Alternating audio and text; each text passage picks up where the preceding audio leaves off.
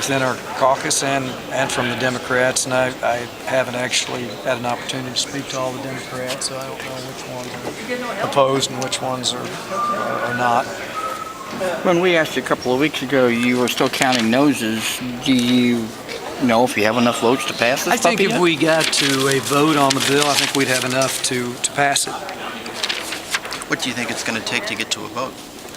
Well, we just need to vet the topic and have some good, healthy discussion and let everyone have an opportunity to voice their opinion here on the floor, pros and cons to the legislation. And after we have a full and healthy debate, hopefully we'll come to a vote on the measure. Is this the kind of issue you want to go to the mat on?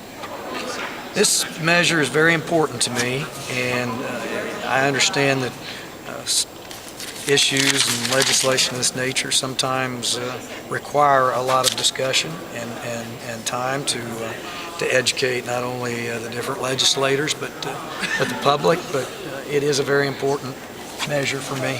Only 10% of Missouri workers belong to unions. Why is this such a big deal if 90% of them already have exercised the freedom not to join a union?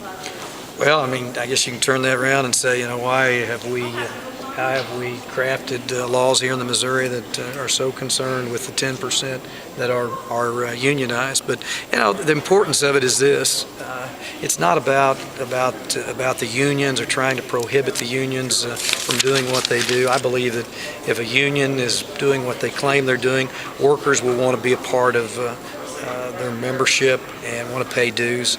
And if they're not, why they won't. It's that simple. And we've seen pretty clear evidence that states that have a right to work law have an advantage in attracting new manufacturing facilities to their state. But critics also point out that almost all of those states, not all of them, but almost all of them, are southern states, warmer climates. There are other variables besides just union membership that would cause them to be more successful. Well, I've never said that right to work is a cure-all for all of our job woes or economic development problems. I've always said that I believe that right to work is a component of what should be a comprehensive economic development plan.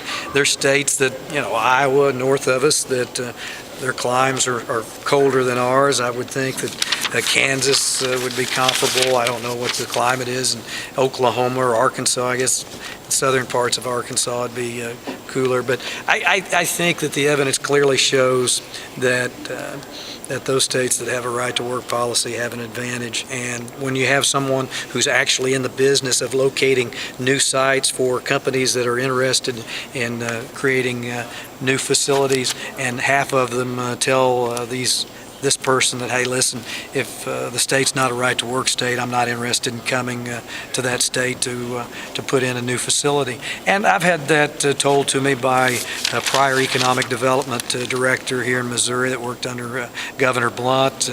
I know that when Senator Richard was the Speaker of the House, he had gone on trips with the Department of Economic Development to try to bring in new business, mainly manufacturing business, and he heard straight from the companies that, hey, listen, Missouri's a great state, but you don't have a right to work law. We're not going to come to Missouri.